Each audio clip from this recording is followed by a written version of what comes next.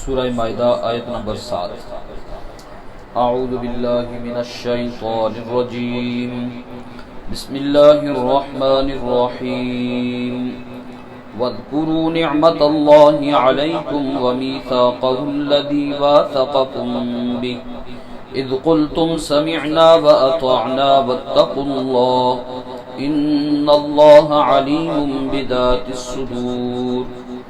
يا أيها الذين آمنوا كونوا قوامين لله شهداء بالقسط ولا يجرمنكم شنآن قوم على ألا تعدلوا اعدلوا هو أقرب للتقوى واتقوا الله إن الله خبير بما تعملون۔ وعد الله الذين آمنوا وعملوا الصالحات لهم مغفرة وأجر عظيم، والذين كفروا وكذبوا بآياتنا أولئك أصحاب الجحيم۔ يا أيها الذين آمنوا اذكروا نعمة الله عليكم إذ هم قوم أن يبسطوا إليكم أيديهم فكف أيديهم عنكم واتقوا الله وعلى الله فليتوكل المؤمنون۔ واذكروا نعمت اللہ علیکم، اور یاد کرو اللہ کی نعمت کو، علیکم جو تم پر ہے، وَمِيثَاقَهُ الَّذِي وَاثَقَكُمْ بِهِ، اور اس عہد کو بھی یاد رکھو، الَّذِي وَاثَقَكُمْ جو اس اللہ نے تم سے پختہ طریقے پر لیا ہے، اِذْ قُلْتُمْ سَمِعْنَا کہ جب تم نے کہا ہم نے سن لیا، وَأَطَعْنَا اور ہم نے مان لیا، وَاتَّقُوا اللَّهَ اللہ سے ڈرو، إِنَّ اللَّهَ عَلِيمٌ بِذَاتِ الصُّدُورِ بے شک اللہ تبارک و تعالی دلوں کی باتوں کو جاننے والا ہے۔ یا ایھا الذین آمنوا اے ایمان والو، کونوا قوامین للہ اللہ کے لیے قائم ہو جاؤ، اس حال میں کہ شہداء بالقسط تم انصاف کے ساتھ گواہی دینے والے ہو، ولا یجرمنکم شنآن قوم اور تم کو آمادہ نہ کرے، شنآن قوم کسی قوم کی دشمنی، الا اللہ تعدلوا اس بات پر کہ تم عدل نہ کرو، اعدلوا عدل کرو، هو اقرب للتقوی یہ عدل کرنا یہ تقوی کے زیادہ قریب ہے، واتقوا اللہ اللہ سے ڈرو، ان اللہ خبیر بما تعملون بے شک اللہ تبارک و تعالی ان اعمال سے باخبر ہے جو تم کرتے ہو۔ وعد اللہ الذین آمنوا اللہ تبارک و تعالی نے ایمان والوں سے وعدہ فرمایا ہے، وعملوا الصالحات اور جنہوں نے اچھے اچھے کام کیے، لہم مغفرہ ان کے واسطے بخشش ہے، واجر عظیم اور بڑا اجر ہے، والذین کفروا اور جن لوگوں نے کفر اپنایا، وکذبوا بآیاتنا اور ہماری نشانیوں کو جھٹلایا، اولئک اصحاب الجحیم یہ جہنم والے ہیں۔ یا ایھا الذین آمنوا اذکروا نعمت اللہ علیکم اے ایمان والو اللہ کی نعمتوں کو یاد کرو جو تم پر ہیں، اذ ہم قوم جس وقت ایک قوم نے ارادہ کیا، ہم قوم ایک قوم نے ارادہ کیا، ان یبسطوا الیکم ایدیہم کہ وہ بڑھائیں تمہاری طرف اپنے ہاتھوں کو، فکف ایدیہم عنکم تو اللہ تبارک و تعالی نے ان کے ہاتھوں کو روک دیا، عنکم تم سے، واتقوا اللہ اللہ سے ڈرتے رہو، وعلی اللہ فلیتوکل المؤمنون اور اللہ کی ذات پر بھروسہ رکھنا چاہیے ایمان والوں۔ یہاں سے اللہ تبارک و تعالی وہ جو نعمت اللہ تبارک و تعالی نے انسانوں کو عطا کی ہیں ان نعمت کے شکریہ اور نعمتوں کو یاد رکھنے کی اللہ تبارک و تعالی ترغیب دے رہے ہیں۔ چنانچہ بہت ساری چیزوں کو حلال قرار دیا اور پھر شکار کو حلال قرار دیا، خواتین کے معاملے میں اہل کتاب کی خواتین کے ساتھ بھی سہولت اور رعایت دے دی کہ ان سے بھی نکاح کر سکتے ہو، ظاہری طور پر باطنی طور پر انسانوں کو پاک صاف ستھرا رکھنے کے لیے احکامات جاری فرمائے۔ فرمایا اللہ تبارک و تعالی نے جتنے بھی تم پر انعامات فرمائے ہیں ان کو ہر وقت ہر آن ہر گھڑی اپنے ذہن میں بٹھائے رہو، اور پھر اس عہد کو بھی کبھی مت بھولو جو اللہ نے تم سے پختہ طریقے سے لیا۔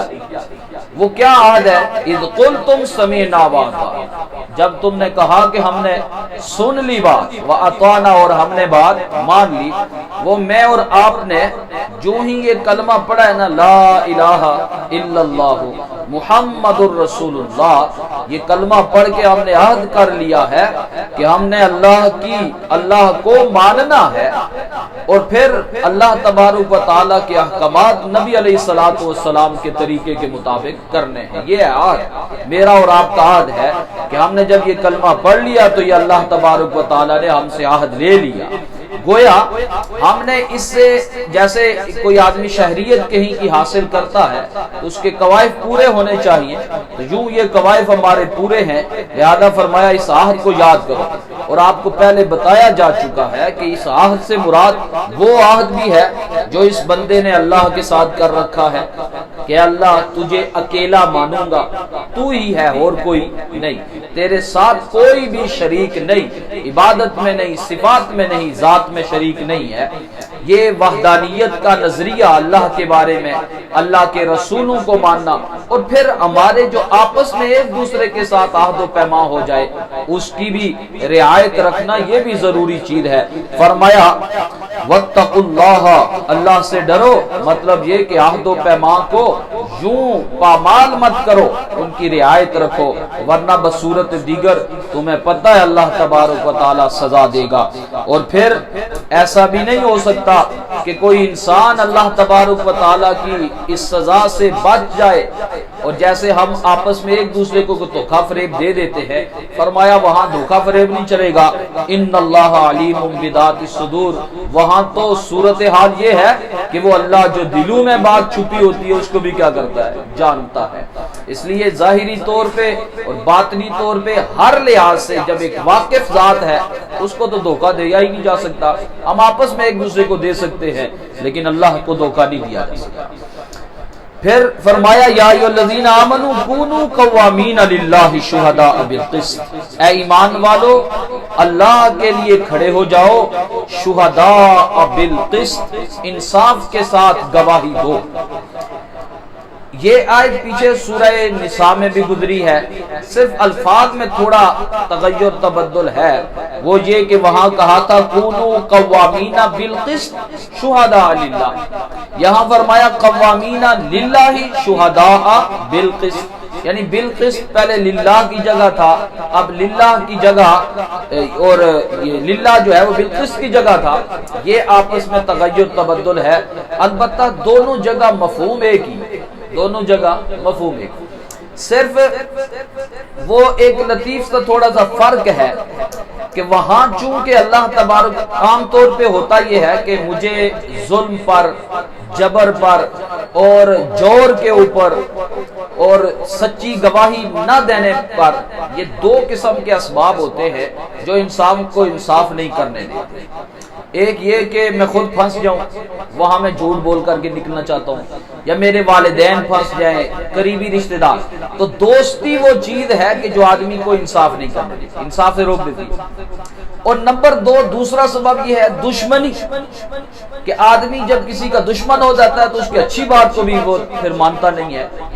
تو یہ دو سبب ہیں۔ تو سورہ نساء کی وہ آیت اس مفہوم کو ظاہر کر رہی تھی کہ اے ایمان والو انصاف کے ساتھ، اللہ انصاف کے ساتھ کھڑے ہو جاؤ، انصاف کا ساتھ دو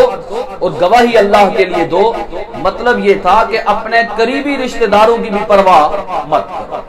وہاں آگے وَلَوْ عَلَىٰ أَنفُسِكُمْ أَوِ الْوَالِدَيْنِ أَوِ الْأَقْرَبِينَ، کہ قریبی رشتہ دار ہی ہوں، رشتہ دار والدین ہی ہوں، تمہاری ذات بھی کیوں نہ ہو، لیکن تم نے گواہی دینی ہے کس کے لیے؟ انصاف کا ساتھ دینا ہے۔ کہ وہاں اگر کوئی آدمی یہ سوچے کہ بھائی والدین کی بھی تو رعایت ہونی چاہیے، قریبی رشتہ داروں کی بھی رعایت، تو وہاں فرمایا نہ انصاف کا ساتھ دینا یہ اللہ کو منظور ہے، یوں کرنا کہ کسی کی رعایت یہ ٹھیک نہیں۔ اور یہاں پر آگے جو بات آ رہی ہے وہ دشمنوں کی بات ہو رہی ہے، دوسرے سبب کو ملحوظ رکھا گیا کہ دوسرا سبب آدمی کو جو سچی گواہی دینے سے روکتا ہے وہ ہے دشمنی، اس لیے یہاں فرمایا وَلَا يَجْرِمَنَّكُمْ شَنَآنُ قَوْمٍ، کسی قوم کی مخالفت تمہیں اس بات پر کہیں آمادہ نہ کر دے کہ تم انصاف کا دامن چھوڑ۔ اعدلوا، ہمیشہ عدل کرو، انصاف کرتے رہو، یہ انصاف کی جو بات ہے یہ تقوی کے زیادہ قریب ہے۔ واتقوا اللہ، بے انصافی سے ڈر جاؤ، ان اللہ خبیر بما تعملون، اللہ تبارک و تعالی باخبر ہے ان اعمال سے جو تم کرتے ہو۔ یہاں شہادت کے عنوان سے، چونکہ ہم عام طور پر یہی سمجھتے ہیں کہ شہادت وہ ہوتی ہے جو عدالت میں دی جاتی ہے، کسی کا کوئی مقدمہ ہے وہاں گواہی دینی ہے، یا کوئی لڑائی جھگڑا چل رہا ہے وہاں ہی گواہی دینی ہے، لیکن قرآن اور حدیث کے مطالعہ سے معلوم پڑتا ہے کہ نہیں، بلکہ شہادت اپنے اندر بہت بڑا وسیع مفہوم رکھتی ہے۔ یہ شہادت ہم ہر دن اس کی خلاف ورزیاں کر رہے ہوتے ہیں، حالانکہ یہ تو ایک گناہ ہے جو ایسے ہی بے لذت گناہ ہے، اور اس کی گناہ کی پاداش میں ہمیں عذاب بھگتنا پڑے گا۔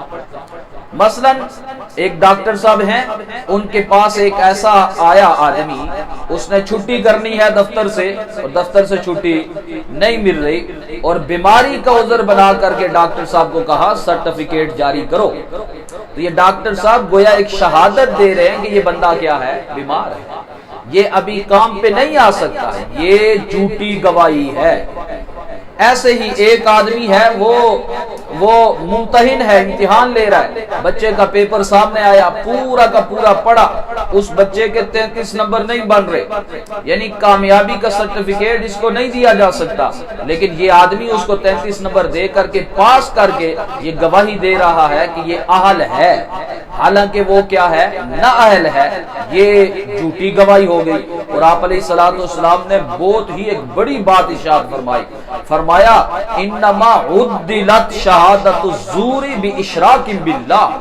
اللہ تبارک و تعالی کے ہاں جھوٹی گواہی یہ برابر ہے اللہ کے ساتھ شرک کرنے کا، یعنی ایسے ہی ہے جیسے اس آدمی نے اللہ کے ساتھ کسی کو کیا کر لیا، شریک کر لیا۔ اس لیے جب بھی ایسے ہی یہ ووٹ کا معاملہ ہے، ووٹ کو حضرت مفتی شفیع صاحب رحمہ اللہ نے اپنی تفسیر میں لکھا ہے کہ یہ ووٹ کی حیثیت بھی شرعی حیثیت میں یہ شہادت ہی کا درجہ ہے۔ آپ اپنے اس مہر کے ذریعے سے یہ گواہی دے رہے ہوتے ہیں کہ جس بندے کے اوپر میں نے مہر لگائی ہے یہ آدمی اہل ہے، قابل ہے اس عہدے کے، یہ ممبر اسمبلی بننے کا اہل بھی ہے، دیانت دار اور امانت دار بھی ہے،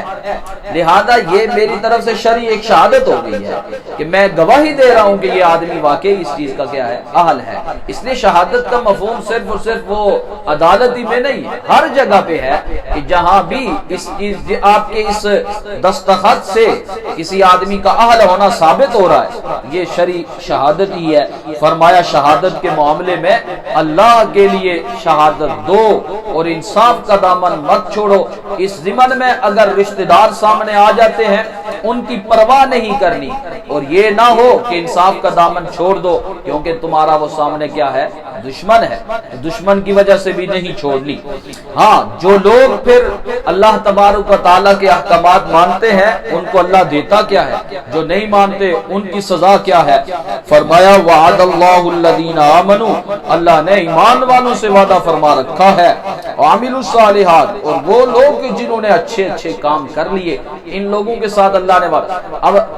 ایمان ہے، ایمانیات میں ساری چیزیں آ گئی، اللہ کو ماننا، اللہ کی کتابوں کو ماننا، اللہ کے رسولوں کو ماننا، اچھی بری تقدیر کے اوپر ایمان رکھنا، آخرت کا یقین رکھنا، یہ ایمانیات ہے۔ عامل الصالحات، نیک اچھے عمل کیے، نماز، روزہ، زکوٰۃ، حج، جہاد، یہ ساری کے وہ سارے افعال جو اچھے ہیں ان کو اپنائے رکھا۔ فرمایا لہم مغفرۃ، ایسے لوگوں کے لیے بخشش ہے کہ اگر چھوٹی موٹی اگر کمیاں کوتاہیاں ہوتی ہیں اللہ بخش دے گا، وَأَجْرٌ عَظِيمٌ، بڑا اجر عطا فرمائے گا۔ اور اس کے مقابلے میں وَالَّذِينَ كَفَرُوا، جن لوگوں نے کفر کو اپنایا، بجائے اس کے کہ توحید کے قائل ہوتے شرک لے لی، بجائے اس کے کہ اخلاص سے کام کرتے نفاق کو اپنا لیا، اگر اس طرح کی انکار کیا ہے، وَكَذَّبُوا بِآيَاتِنَا، ہماری آیتوں کو جھٹلاتے رہے، اولئک اصحاب الجحیم، یہ جہنم والے ہیں۔ اب ایک بات جو ہے نا وہ عام طور پہ چونکہ مسلمانوں کو یہ بات کہی جا رہی ہے کہ انصاف کا دامن چھوڑنا نہیں، چاہے تمہارے سامنے جو ہے نا تمہاری دشمن کو اس میں ہو سکتا ہے ذہنوں میں ایک بات آ سکتی تھی کہ بھیا جب دشمن قوم کے ساتھ ہم اس طرح کا عدل و انصاف کریں گے تو سیاسی طور پر ہم پسپا ہو جائیں گے کہ وہ ہماری اس کو کیا سمجھیں گے، کمزوری سمجھیں گے۔ فرمایا نہیں مسلمانوں، تم نے تو انصاف کو قائم رکھنا ہے، باقی رہ گیا یہ معاملہ کہ یہ تمہاری کمزوری نہیں ہے، اس سے تمہیں قوت ملے گی، تقویت ملے گی، تم نے عدل کا دامن چھوڑنا نہیں۔ یاد کرو اس واقعہ کو کہ تم تو اس انصاف کو جب پورا کرو گے نا تو پھر اللہ تبارک و تعالیٰ پر بھروسہ رکھو، وہ تمہارے دشمنوں کے ہاتھ کیا کر لے گا، روک لے گا۔ فرمایا یا ایھا الذین آمنوا، اے ایمان والو، اذکروا نعمت اللہ علیکم، اپنے اوپر اللہ کے انعامات کو یاد کرو۔ اذ ہم قوم ان یبسطوا الیکم ایدیہم، جب ایک قوم نے ارادہ کر لیا تھا کہ وہ تمہارے ساتھ دست درازی کرے، تمہاری طرف ہاتھوں کو بڑھانے کا ارادہ مکمل کر لیا تھا، تو اللہ تبارک و تعالیٰ نے کف ایدیہم عنکم، اللہ نے ان کے ہاتھوں کو تم تک آنے سے کیا کر لیا، روک لیا۔ اب یہ اللہ نے ان کے ہاتھوں کو وہاں سے آنے سے روک لیا۔ تاریخ اسلام میں بہت سارے ایسے واقعات ملتے ہیں جس میں صحابہ کرام رضوان اللہ تعالی علیہ مجمعین کی مدد کے جو واقعات ہیں بہت سارے مفسرین نے لکھے، علامہ ابن کثیر رحمہ اللہ نے ایک واقعہ مسند عبد الرزاق کے حوالے سے حضرت جابر رضی اللہ تعالی کی روایت سے نکلا ہے کہ آپ علیہ الصلوۃ والسلام ایک غزوہ سے واپس تشریف لا رہے تھے، راستے میں پڑاؤ ڈالا تو وہاں صحابہ ایک طرف اور آپ علیہ الصلوۃ والسلام ایک درخت کے سائے میں سو گئے، اور آپ علیہ الصلوۃ والسلام جب وہاں سو گئے تو آپ نے اپنی تلوار جو ہے نا وہ وہاں درخت کے ساتھ لٹکا دی۔ اتنے میں ایک گاؤں کا دیہاتی وہاں آن پہنچا اور اس نے آ کر کے وہ تلوار پکڑ لی، اور تلوار پکڑ کے آپ علیہ الصلوۃ والسلام کو بیدار کرنے کے بعد کہا من یمنعک منی، آپ کو مجھ سے کون بچائے گا؟ تو آپ علیہ الصلوۃ والسلام نے فرمایا اللہ بچائے گا۔ تو وہ تھر تھر ہاتھ اس کا کانپا اور تلوار نیچے گر گئی، اور پھر آپ علیہ الصلوۃ والسلام نے پکڑی اور کہا تو بتا بھائی تمہیں کون بچائے گا؟ تو پھر صحابہ کرام رضوان اللہ تعالی علیہ مجمعین کو وہاں بلا کر کے یہ سارا کا سارا واقعہ سنایا۔ ایسے ہی بنو نذیر نے ایک موقع پر آپ علیہ الصلوۃ والسلام کو فیصلے کے لیے بلایا اور کہا کہ آپ تشریف لائیں اور یہاں آ کر کے ہمارے درمیان فیصلہ کر دیں۔ آپ علیہ الصلوۃ والسلام اپنے چند اصحاب سمیت وہاں پہنچے تو بنو نذیر نے جو جگہ کا انتخاب کیا نا ایک دیوار کے نیچے، اور دیوار کے اوپر جو ہے نا وہ ایک آدمی کو عمر ابن جہش کو بٹھا دیا کہ تم جو ہی آپ علیہ الصلوۃ والسلام وہاں بیٹھے ہوئے محو گفتگو ہو نا، ہم ان کو گفتگو میں لگائیں گے، تم نے اوپر سے پتھر آپ علیہ الصلوۃ والسلام کے اوپر پھینک دینا ہے۔ پیارے آقا علیہ الصلوۃ والسلام جہاں وہاں پہنچے، آپ علیہ الصلوۃ والسلام بات چیت کر رہے تھے تو انہوں نے اوپر جب اشارہ کیا تو آپ علیہ الصلوۃ والسلام کو وحی کے ذریعے سے مطلع کر دیا گیا، آپ علیہ الصلوۃ والسلام وہاں سے واپس تشریف لے آئے۔ یہ واقعہ، اور ایک واقعہ وہ لکھا جو پیچھے گزرا بھی ہے کہ وہ ایک موقع پر صحابہ کرام نے جنگ کے اس میدان میں نماز ظہر ادا کی، جب ادا کر چکے نا تو کافروں کے ذہن میں آیا کہ کتنا موقع غنیمت ہم نے چھوڑ دیا، اتنا اچھا موقع ملا تھا، سارے سجدے میں پڑے ہوئے تھے، تلوار کے وار سے سب کو مار دیتے، لہذا انہوں نے کہا کہ اب ایک آگے نماز آنے والی ہے عصر کی نماز، کہ یہ تو مسلمانوں کو اتنی عزیز ہے کہ اولاد سے بھی زیادہ عزیز ہے، عصر کی نماز صلاۃ وسطیٰ، اس کو الگ سے بھی قرآن مجید میں بیان فرمایا گیا۔ تو جب یہ آئے انہوں نے یہ مشورہ کر لیا کہ عصر کی نماز میں ہم یکبارگی حملہ کر کے مسلمانوں کو برباد کر دیں گے، تو ایسے موقع پر آپ علیہ الصلوۃ والسلام کے اوپر وحی نازل ہوئی اور آپ کو صلاۃ خوف پڑھنے کی اجازت دے دی کہ ایک فریق جو ہے وہ آپ علیہ الصلوۃ والسلام کے پیچھے رہے، ایک محاذ پہ ڈٹا رہے، پھر یہ والے وہاں چلے جائیں، وہاں والے ادھر آ جائیں، پیچھے پورا مفصل اس کا تذکرہ ہو چکا ہے۔ تو یہ آپ علیہ الصلوۃ والسلام کو یوں طریقہ سکھلا کر کے ان دشمنوں سے بچایا گیا. فرمایا ایک قوم نے تمہاری طرف تو اپنے ہاتھ بڑھا لیے تھے لیکن اللہ تبارک و تعالی نے ان کے ہاتھوں کو تم تک پہنچنے سے کیا کر لیا؟ روک دیا. واتقوا اللہ، اللہ سے ڈرو، عدل کبھی نہیں چھوڑنا چاہے دشمن ہو. اسی انصاف کے بل بوتے پہ تمہیں کامیابیاں ملیں گی.